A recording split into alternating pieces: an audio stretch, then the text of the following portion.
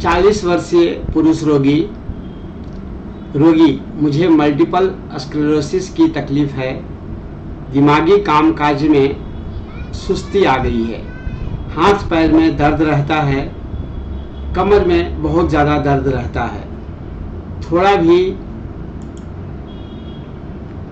काम करता हूँ तो बहुत थक जाता हूँ। चलने फिरने में मुझे किसी की मदद लेनी पड़ती है।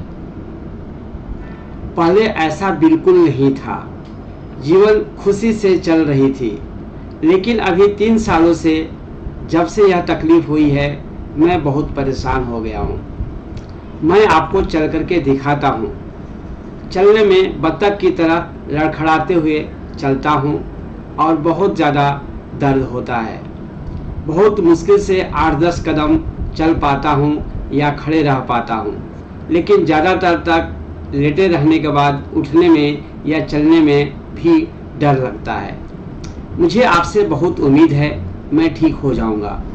मैंने बहुत लोगों से आपके बारे में सुना हूँ। मैंने पूछा और? रोगी, शरीर और मन थका थका सा रहता है। मन में उदासी रहती है, खुशी नहीं है। बहुत ज़्यादा थकावट, कमजोरी रहने के चलते मैं कोई भी शारीरिक या मानसिक काम नहीं कर पा रहा हूँ। कुछ भी काम करने से तुरंत थक जाता हूँ।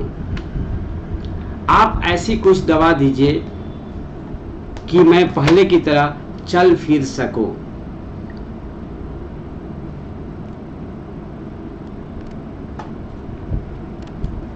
पहले जीवन काफी खुशहाल था, लेकिन अब स्थिति बहुत खराब हो गई है।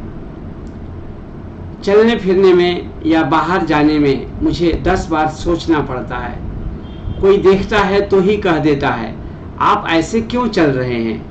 अंदर कोई तकलीफ है क्या? मैंने पूछा, कैसा लगता है जब कोई पूछ देता है तो? दुखी भाव से, दुख का भाव चेहरे पर दिखा। बहुत ही खराब लगता है। पहले ऐसी कोई तकलीफ नहीं थी, लेकिन आजकल ऐसा हो जाने से लोगों के बीच में जाने में शर्मिंदगी लगती है।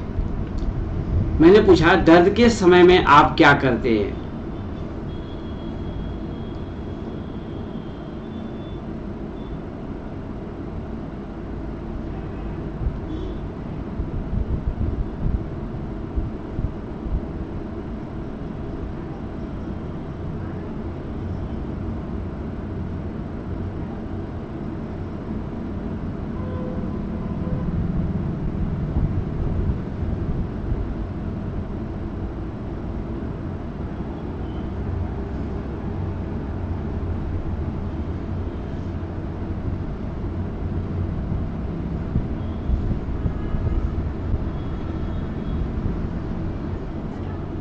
रोगी, जब दर्द ज्यादा होता है तो मुझसे उठा ही नहीं जाता।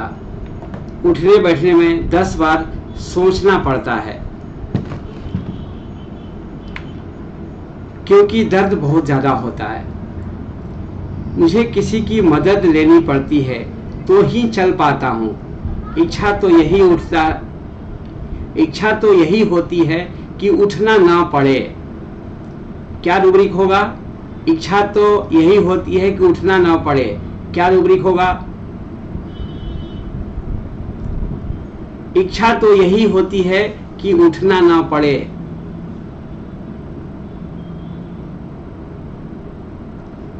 नहीं, आप जो रूब्रिक्स बता रहे हैं, बेड रिमेन, इच्छा तो यही होती है कि बेड में पड़े रहें, लेकिन यह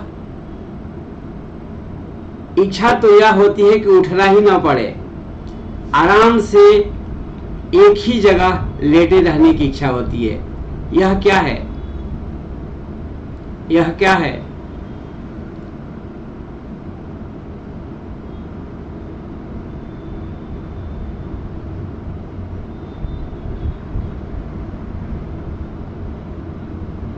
यह डिस्टर्ब एवर्ज है।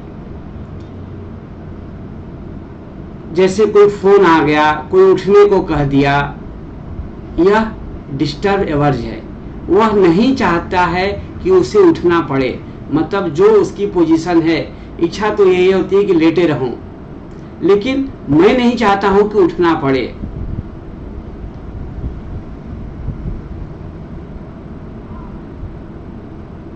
बस आपसे एक ही उम्मीद लेकर आया हूं, मैं ठीक होना चाहता हूं, पहले की तरह चलना फिरना चाहता हूं, जिंदगी में पहले की तरह खुशी पूर्वक जिंदगी जीना चाहता हूं। तो इस तरह का केस आपने पहले भी देखा है और आप लोगों में से बहुत लोगों ने इस केस को लाइट डिजायर पॉजिटिव जेलसेमियम कहा है, और मैंने भी इस रोगी को जेलसेमियम ही दिया, क्योंकि यह बार बार यही कह रहा था कि मुझे इसमें से बाहर निकालो, मैं सुस्ती, डलनेस और वीकनेस में फंस गया हूं, मुझे वह खुशी प्राप्त करनी है जो मैं पहले जीता था। रिकॉल्स द ओल्ड मेमोरी, जो खुशी पूर्वक जिंदगी थी। यह सेलिबेसी जैसा है, लेकिन सेलिबेसी में रोगी यह कह रहा है कि मुझे उसमें से निकालो। तो यह कैरी डिजायर या सबसे जरूरी है इसमें लाइट डिजायर पॉजिटिव। मैं आपसे एक उम्मीद लेकर आया हूं, मैं आपसे एक उम्मीद लेकर आया हूं। कैसी उम्मीद? मैं चल फिर सकूं। लाइट तो चाहिए, और वो भी लाइट थोड़ा ज्यादा चाहिए, और मैं पॉजिटिव लाइट, मैं खुशी पूर्वक जिंदगी जीना चाहता हूं।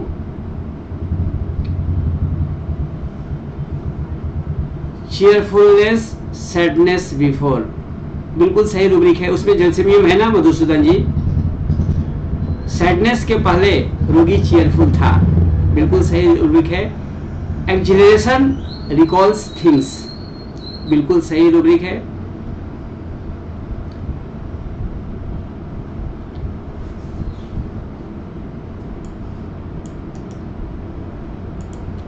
अब हमको इस केस में कहां से entry milli?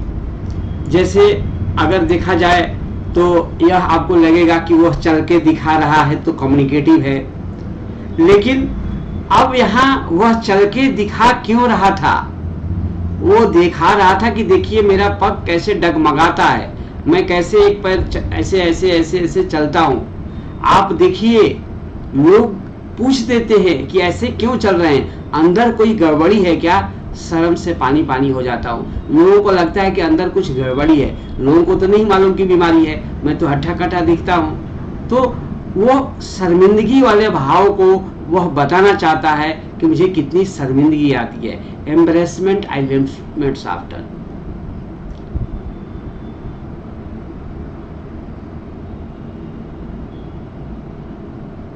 Cheerful alternating with sadness, उसमें भी जेलसेमियम है, ये भी बहुत अच्छा रूब्रिक्स है। जैसे आज जो उदास है उसके पहले वो काफी चीयरफुल था, यह भी रूब्रिक्स ले सकते हैं।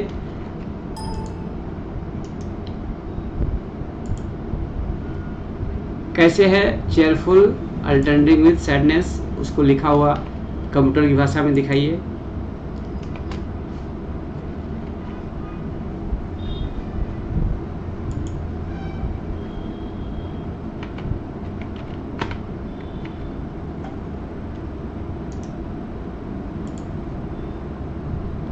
मधुसूदन जी, कौन कौन सी दवाई इसमें?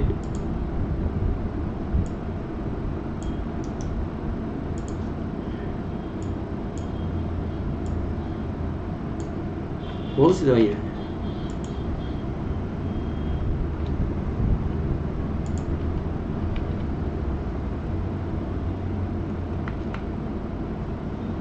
ओके, मैंने इस केस में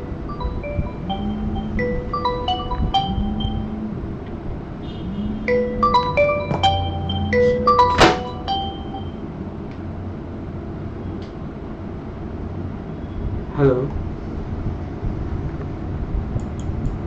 बस बढ़िया, बताइए।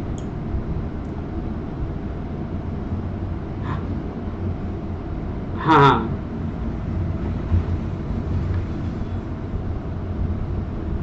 हम्म।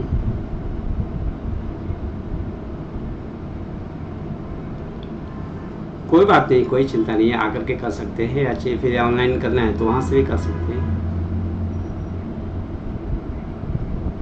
वही पिछले बार जो दिए थे 1500 था ना, कितना था, उतना ही करना है।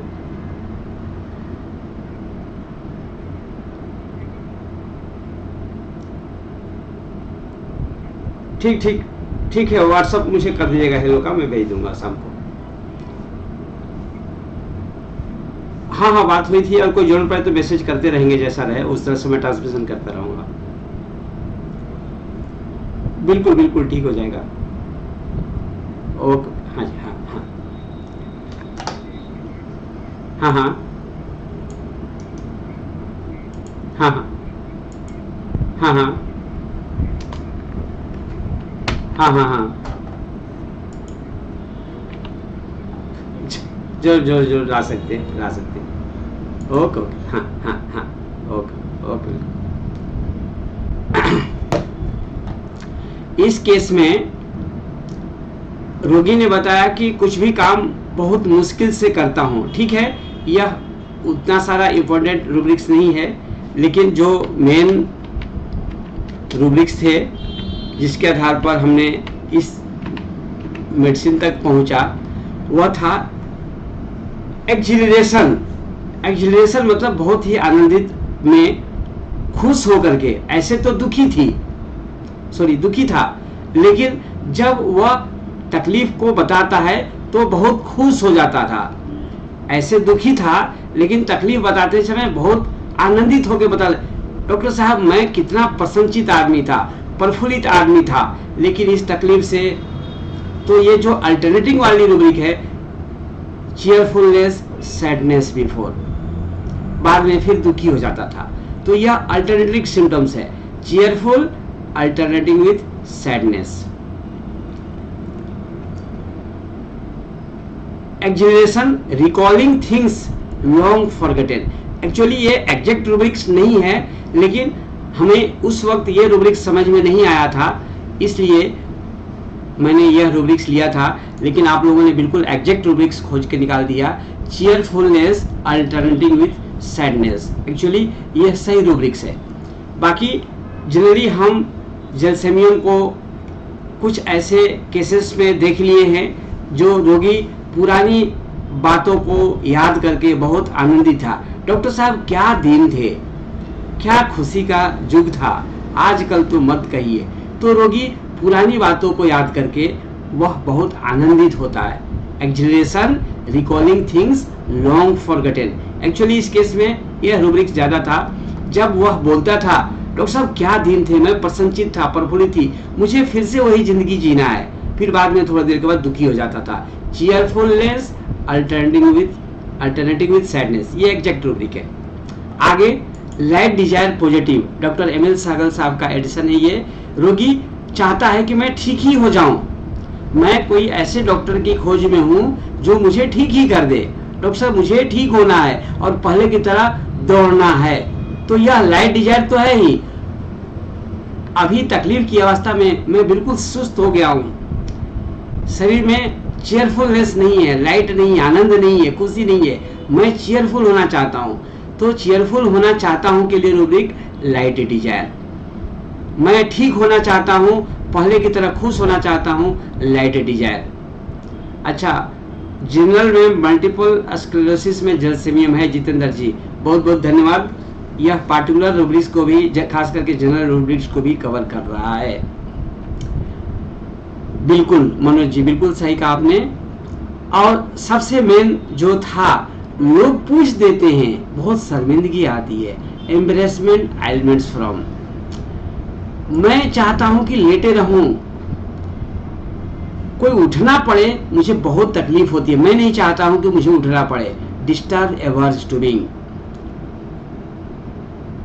मुझे किसी की मदद लेनी पड़ती है, नहीं तो मैं चल नहीं पाता हूं। यह बोला नहीं एग्जैक्ट रूप में, लेकिन यह साइलेंट में रूब्रिक्स थी fear of falling walking while.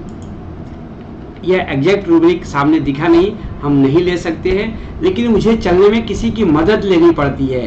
Clinging to person और furniture.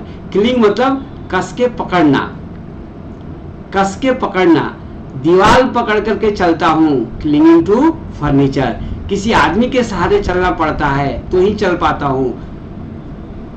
Clinging to person. Held का मतलब अलग होता है। हेल्ड मतलब मैं चाहता हूं कि मैं किसी के गोद में रहता हूं, मैं चाहता हूं कि आप मेरी सेवा कीजिए, आप मुझे देखरेख कीजिए। वो हेल्ड में जैसे गोद में रहना चाहता है, जैसे बच्चा गोद में रहना चाहता है, संरक्षण में रहना चाहता है। जैसे मैं पगड़ी बांध लेता हूं तो ये हेल्ड आ गया। हेल्ड बाहर से एक आवरण, एक गोद, एक संरक्षण को हम हेल्ड बोलते हैं। या होल्ड, मैंने किसी को चारों तरफ से पकड़ लिया, होल्ड। होल्ड या बीइंग हेल्ड, इसको बोलते हैं होल्ड, मैंने पकड़ना, और हेल्ड में पकड़ लिए जाना या किसी के गोद या संरक्षण में रहना। कि रोगी की इच्छा हो तो हम रूब्रिक्स होल्ड या हेल्ड वाला लेते हैं। यहां मुझे किसी के सहारे पकड़ करके चलना पड़ता है, यह क्लिंगिंग है। मुझे 10 बार सोचना पड़ता है, अरे चलना पड़ेगा, उठना पड़ेगा, फियर ऑफ मोशन। और इन्हीं अभिव्यक्तियों के आधार पर मैंने रोगी को जेलसेमियम सिंगल डोज में दिया। 2-2 महीने पर, कभी 2 महीना, कभी 3 महीना पर, मैंने पूरे 2 साल के दौरान इस केस में मैंने रिपीट किया है।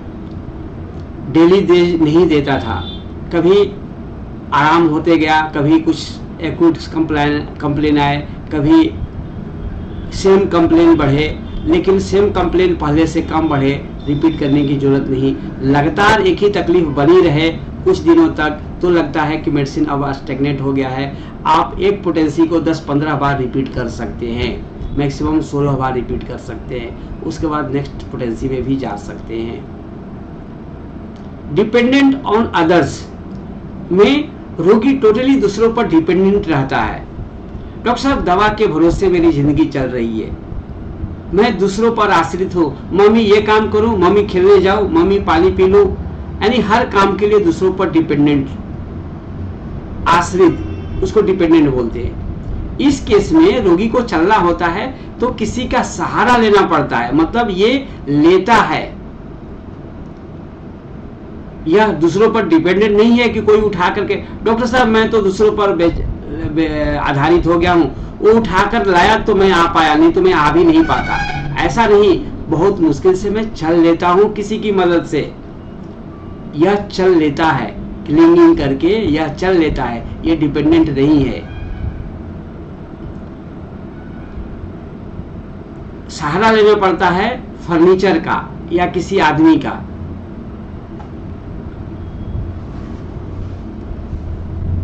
चलिए, इस केस में और कुछ पूछना है तो आप चैट बॉक्स में जाइए, प्रश्न लिखिए या हाथ रेज कीजिए और प्रश्न कीजिए।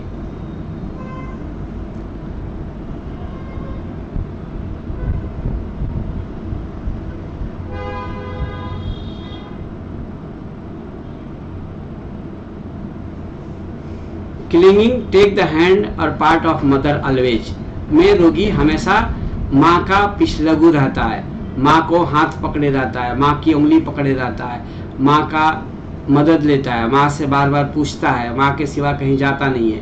क्लिंग में रोगी किसी को कस के पकड़ लेता है या मेंटली पकड़ेगा तो उसके बगैर कहीं जाएगा नहीं, छोड़ेगा नहीं। माँ को, कई माँ बोलती है कि मुझे लैट्रिन पेशाब तक नहीं जाना देता है। एक माँ मिली थी अभी हाल में, बोली कि मैं बाथरूम जाती हूँ तो पीछे पीछे आता है, मेरे पीछे पीछे, वो बाथरूम ही नहीं जाने देता है, इतना क्लिंगिंग करके रखता है माँ को।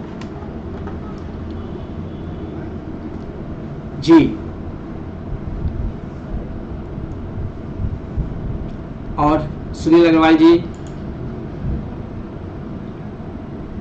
सर प्रणाम। जी प्रणाम।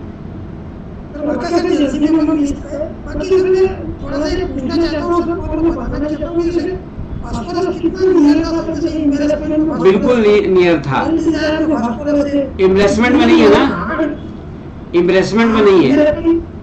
है सर। अच्छा है। सर और वन हार्ड कर रहा है सर, ऐसा लग रहा है डिपेंडेंट अदर से। बिल्कुल बिल्कुल जलसेवियम पास में है। मेरे ऊपर ही देख रहे हैं, मतलब पहले में बहुत सही था, इस तकलीफ होने से पहले। हाँ मैंने देखा सर। हाँ बिल्कुल नजदीक में है,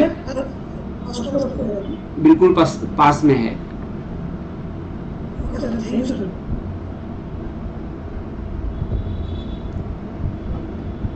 सिंघाड़ा सिंह जी, जो माँ जैसा प्यार या सपोर्ट देता है, गलती होने पर डांट नहीं पाती है, पड़ती है, डांट नहीं पड़ती है। बेड डिमांड डिजायर क्यों नहीं होगा? तकलीफ में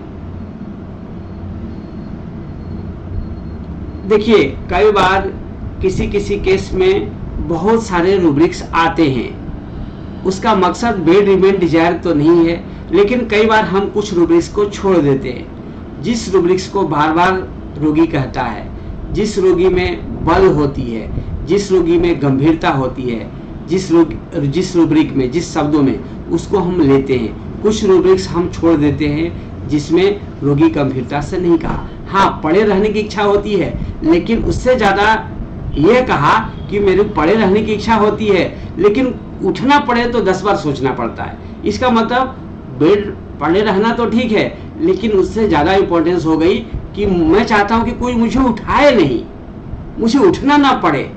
यह डिस्टर्बर्स बेड रिमेन डिजायर को कैंसिल कर दिया। एक जैसे सेंटेंस लगते हैं, लेकिन हमें किसको प्रधानता देना है, इस बात पर जोर देना है, और ओवरऑल हमें टोटलिटी पर ध्यान देना है। Confusion of mind, muscles refuse to obey the will when attention is turned away. में रोगी जैसे कहता है, डॉक्टर साहब मुझे कहीं चलना होता है तो बहुत संभाल करके पैर रखता हूँ, कहीं ऐसा ना हो कि मैं इधर उधर देखने लगा और पैर इधर का उधर रखा गया और मैं गिर गया। इसको बोलते हैं कंफ्यूजन ऑफ माइंड। ये पैर उठाऊं कि वो पैर उठाऊं, डॉक्टर साहब समझ में नहीं आता, आगे ऊंचा है कि नीचा। बहुत संभाल करके पैर उठा के चलता हूं। इस बीच में कहीं इधर उधर ध्यान भटका कि मैं गिरा। एक केस है, मैं वीडियो केस सेमिनार में दिखाता हूं।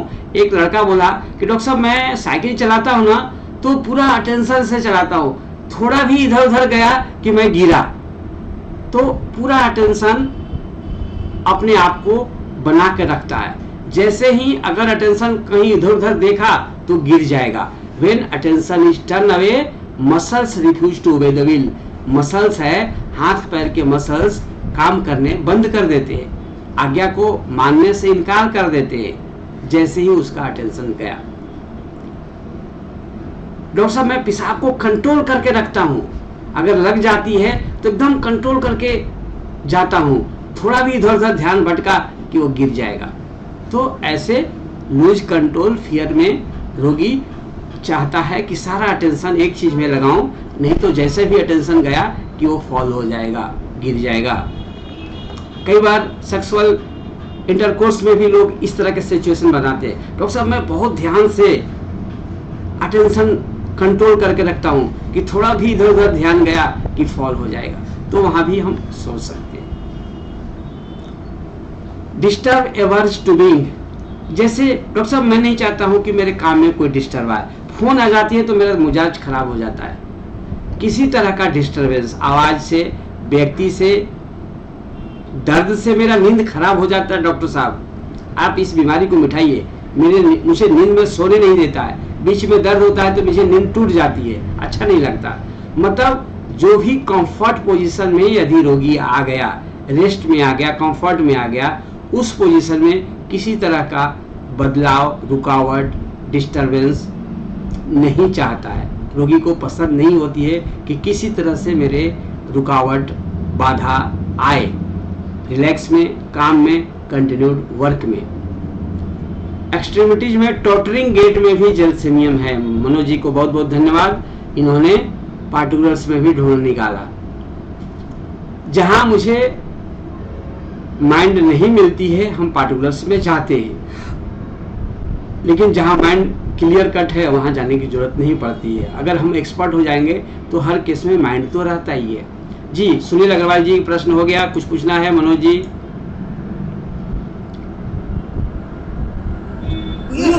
जी गुड इवनिंग। जी गुड इवनिंग। सर ये वाला जो बता रहा मैं एक्टिविटी को टोटलिंग है। अच्छा अच्छा, लड़खड़ाते करते वक्त लड़खड़ाते हैं, दारू पिए व्यक्ति के साथ चलते हैं ना। अच्छा अच्छा, हाँ हाँ हाँ, वो भी सर इसमें जैसे कि बोला है अच्छा अच्छा gait reeling staggering tottering and wavering result as if अच्छा अच्छा, और मार्क बहुत अच्छा, और जनरली वही से टोटलिंग है। ओके बहुत अच्छा। Thank you. फियर ऑर्डियल में रोगी को डर लगता है कि उस तरह की कठिन परिस्थिति से गुजरना पड़ेगा जो एक बार मैं गुजर चुका हूँ। ऑर्डियल मतलब रोगी वैसे स्थिति, सिचुएशन, अग्नि परीक्षा से डरता है जब एक बार डॉक्टर साहब बहुत मुश्किल से जान बची थी, बहुत मुश्किल से मैं निकल पाया था उस बीमारी से। मुझे डर लगता है कि कहीं वो सिचुएशन लाइफ में फिर से ना आ जाए। विशेष कष्ट वाली स्थिति, परेशानी वाली स्थिति, सिचुएशन में से बाहर निकलने वाली स्थिति से रोगी डरता है कि कहीं फिर से वह स्थिति का सामना ना करना पड़े जब मैं मुश्किल से मेरी जान बची थी, या मुश्किल से मैं अपने आप को प्रूव कर पाया था, या मुश्किल से मैं वहां से निकल पाया था।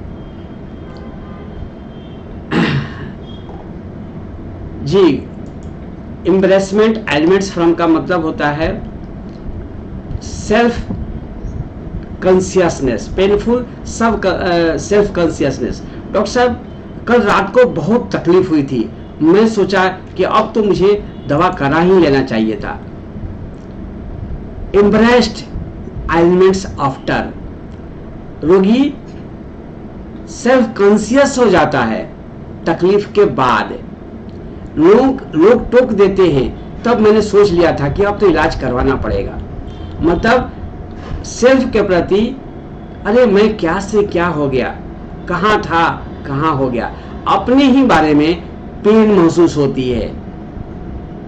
पेनफुल सेल्फ कॉन्शियसनेस को एम्ब्रेसमेंट बोलते हैं। पहले तकलीफ होती है, उसके बाद रोगी एम्ब्रेस्ड होता है। माइंड टॉपर में भी जेलसेमियम है, बिल्कुल सही। खोटपाल सर जी बोलिए।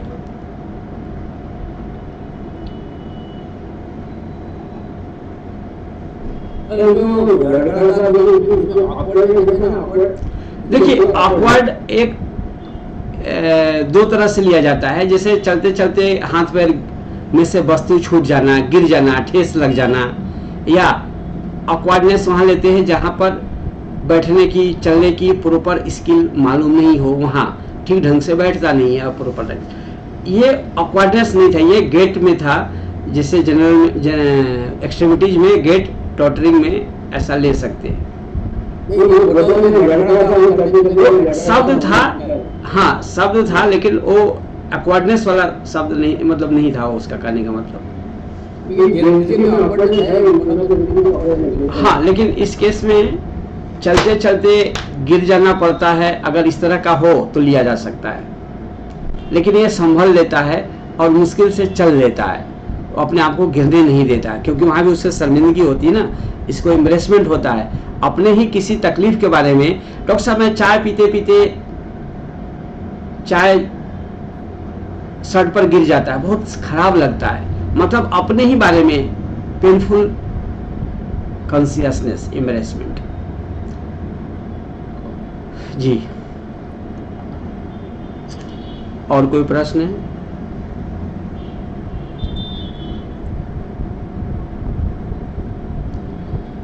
एम्ब्रेसमेंट एंड फीलिंग ऑफ एम्ब्रेसमेंट एक ही चीज है ना।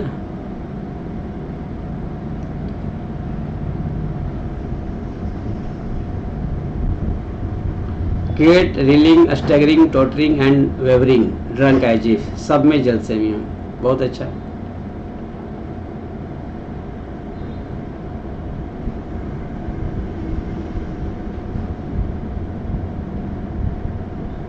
और कोई प्रश्न है?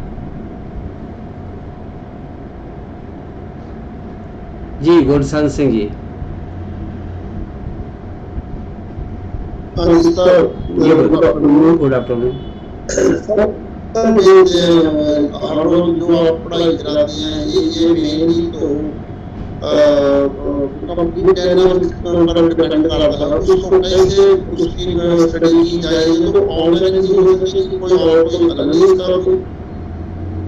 मैं समझा नहीं। सर जो आप रोज पढ़ाई कराते हैं ये कंप्लीट डायनामिक पर ही डिपेंड कर रहा है काम, सिंथेसिस से काम नहीं कर रहा। देखिए देखिए बहुत सारे रूब्रिक्स सिंथेसिस में हैं, कुछ ऐसे रूब्रिक्स हैं जो कंप्लीट डायनेमिक्स में है, लेकिन ऐसा नहीं कि उसका अल्टरनेट रूब्रिक सिंथेसिस में है। मैं इसलिए कंप्लीट डायनेमिक्स उपयोग करता हूं कि वहां से कॉपी होकर के इसमें पेस्ट हो जाती है। बाकी जो हमारे कंप्यूटर में रूब्रिक्स है वो सिंथेसिस ही है, कंप्लीट रिपर्टरी सिंथेसिस दोनों है, लेकिन वहां से कॉपी होकर के यहाँ पेस्ट मुझे टाइप करने में आसान हो जाती है। बाकी इसके पैरेलल में दूसरे रूब्रिक्स तो है ही ना सिंथेसिस में। और कंप्लीट डायनेमिक्स जो जनरल वर्जन है वो फ्री ऑफ कॉस्ट है, आप चाहे तो डाउनलोड कर सकते हैं नेट से कंप्लीट डायनेमिक्स, और इजी है दोनों। हाँ उसको रिपटाइज नहीं। हाँ बोलिए। उसकी स्टडी सर ऑनलाइन ही करनी पड़ेगी बस? ऑनलाइन मतलब जैसे हम पढ़ा रहे हैं उसी से हो जाएगी ना, उसके लिए अलग से क्या जरूरत है। हम जो बता रहे हैं इसमें मैक्सिमम रूब्रिक सिंथेसिस में है। ठीक है सर। हाँ जी जी। Thank you. लोगों के पास जाने में तकलीफ होती है, क्या रूब्रिक लेंगे? लोगों के पास जाने में तकलीफ होती है कि पीछे फीलिंग क्या है, क्यों तकलीफ होती है, पूछना है ना। शर्मिंदगी लगती है तो एम्बैरेसमेंट, डर लगता है तो फियर कंपनी। हमें पूछना है लोगों के पास जाने में क्यों तकलीफ होती है। यह अधूरा वाक्य है, आगे पीछे रोगी कुछ कहा होगा उसको कहिए, या इस केस के बारे में पूछना चाहते हैं। आप हाथ रेज करके पूछ सकते हैं, मैं यहां से आपको अनम्यूट करूंगा। बतख की तरह चलता हूं, यह एनिमल रियल एनिमल्स ऑफ में जैसे भी है क्या मनोज जी? अरे वाह, ये तो मैंने देखा ही नहीं था।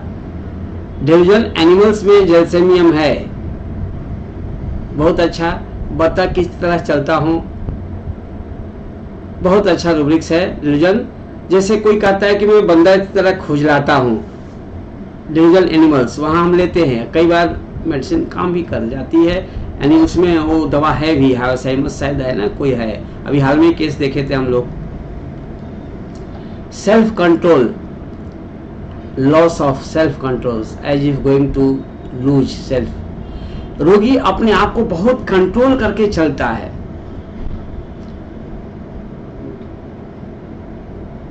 रोगी को डर लगता है कि थोड़ा सा भी इधर उधर हुआ कि मैं अपने आप को कंट्रोल नहीं कर पाऊंगा और गिर जाऊंगा, तो रोगी अपने आप को कंट्रोल करके चल रहा है। सेल्फ कंट्रोल, बहुत ध्यान से चलता है, एक एक पैर उठा के रखता है, ऐसे चलेगा, फिर हिलाएगा डुलाएगा।